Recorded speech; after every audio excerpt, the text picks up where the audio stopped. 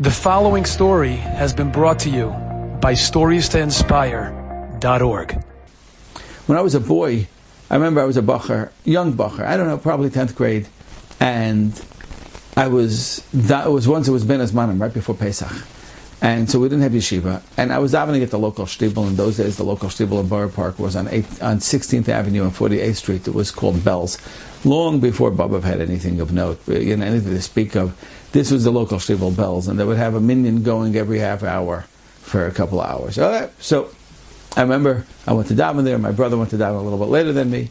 And suddenly he came running home and he says, "Laz, come, quickly, I got a great thing for you." So I went with him, we went running back to the shtibel, and he tells me that there's a fellow there who has yahrzeit, and he needs to make a minyan. He has to bring a minyan. He's not going to have a minyan at the Beis Olam, so he wants to go to the Beis Olam, he wants to go to the cemetery, and he wants to bring a minyan with him. And he's going to pay people, he's going to pay everybody who comes with him. He needs 10 guys, he's going to pay, I think he had one other person with him. He'll pay 8 guys, $25. So my brother told him, "Wait here, I got a brother," and my brother Pasha wanted me to have a chelik, in the money, and it's $25. My gosh, in those days that was a crazy amount of money. And this is going to take about close to 3 hours, but $25, you didn't come by that easily. So he tells me, let's go. So we did it. We went together, and it was a long, boring trip. Boring trip. The guy had no air conditioning. It was not comfortable. We were stuffed in a car together. Fine. But we knew when this is all said and done, we're getting our $25. So finally, about 3 hours later, we come back. And he reaches into his wallet and he starts giving each of us $25. Now I remember that one of the guys who came along was a very, very yeshivish guy, a real yeshivish fellow. And he brought a sefer with him, and he was sitting there looking in the sefer the whole time. A real boring guy. Couldn't have a conversation with him. Not the kind of guy that I wanted to spend 3 hours with. Come on, if you're going to be in the car, let's have a good time together. And this guy was a real drag, quite frankly. I did not much appreciate having to sit next to him in the car at all, to be honest. Lamaisa, when it came time for payment, so this fellow who took us starts handing everybody $25. So he hands it to this fellow who's next to him, and the guy says, "No, thank you." He says, "What do you mean, no, thank you? I promise you money." He says, "No, thank you. I'm okay. It's fine." He says, "But I promise you money. I don't want you to do me a chesed." He says, "I understand it, but I did not come for the money, and I don't want the money." And the guy says, "But I want to pay you. I don't want you to do me chesed." He says, "I'm going to get paid. I'm going to get paid, but I don't want to trade." He says, "I'm going to get schar and shemayim. I don't want to trade that schar for $25. Please allow me to just do the mitzvah for the sake of doing the mitzvah, and I don't have to get $25. I don't want to be megareya. I don't want to take away from the mitzvah I did." I got to tell you guys something. I had such an appreciation for that fellow. I realized I was sitting next to a truly chashuv person, a really chashuv guy. And this is a story that goes back a long time ago. And I still remember it like yesterday. And I don't remember it because I remember the cemetery. I don't remember it because I remember the way this guy talked. He had a funny accent. That was not it. I don't remember the $25. I have no idea what I ever did with it. But I do remember this lesson that this incredibly chashuv ben Torah taught me. That, the Bansham is going to take care of you. So instead of trading in your mitzvah for a couple of compliments and for maybe, "Oh wow, Tati and Mami," and everybody claps, so you didn't trade that, and now you have a pure, a reina mitzvah, a full mitzvah that hasn't been tampered with at all, that hasn't been chiseled out in any way.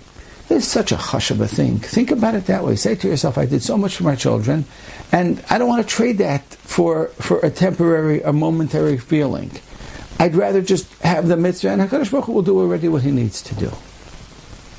And this is a story that happened 2 Fridays ago.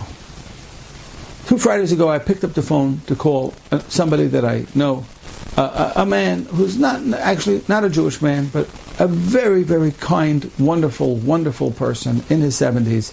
I've worked with him a lot. He's a college professor and a very, very prestigious, very well respected, and one of the kindest, goodest people I know in terms of his gentle nature and his kind nature.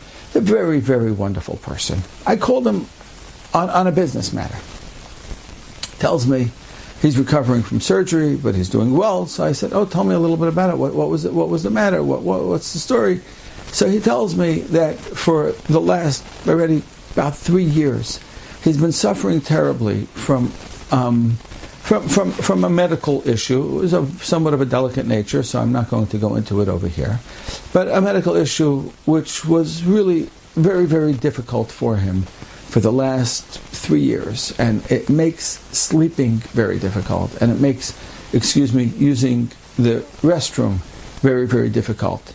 And it made his life very hard. And the prospects of how to deal with it were not very encouraging. He went to quite a few doctors. And everybody was like, well, we can do surgery, but the surgery is going to be pretty radical, and it'll mean that you're going to have this, you're going to have that. It would mean that he'd have to have tubes in his body for the rest of his life. He just wasn't really ready for all that. But at the same time, he said, isn't there some way to help me that I don't have to go through all this? And they pretty much said, no, there's nothing else. These are your options. We tried medication, it didn't help. We tried this, it didn't help. Now we're going to have to do surgery. It's going to be a radical surgery, but this is what it is. He didn't want to do it. So he was holding out. In the meantime, his mother-in-law is really, really not doing well. She is a very elderly woman, very elderly. She's over 100, something like 101, 102, he told me. And she was not entirely clear, but, well enough. Didn't live near he and his wife at all, but they would often go visit her. And then it became fairly clear, they got a call, it became fairly clear that she is definitely on her last legs. And they don't know how long it's going to be, but she's on her final journey. So he told his wife, we need to go take care of your mother. And his wife says, but Tom, how are we going to do it? You're teaching for the college, and it's so difficult, and, we need the money, and I'm working. And he says, this is what we got to do. This is your mom. And we got to take care of your mom, because she deserves it. We're her children, and she deserves it. We go take care of her. And how long do you want to go for? He says, I want to go for as long as she needs. We're going to be with her till the very end, because that's what we need to do. Of course, his wife was super appreciative, and it was her mother. But the chesed, the kindness that he did for this woman was unbelievable. And I said to him, Tom, did your mother-in-law know you were there? He said, most of the time she didn't. Didn't matter. We were with her the entire time. I said, how long were you there? He tells me 3 weeks we were there. 3 weeks to take off from his job. 3 weeks for his wife to take off from her job. Not Pasha. Not Pasha. It's a very senior faculty position. Not Pasha to take off. And it wasn't like it could make any difference. He was just there with her, providing support, providing comfort. She ultimately passed.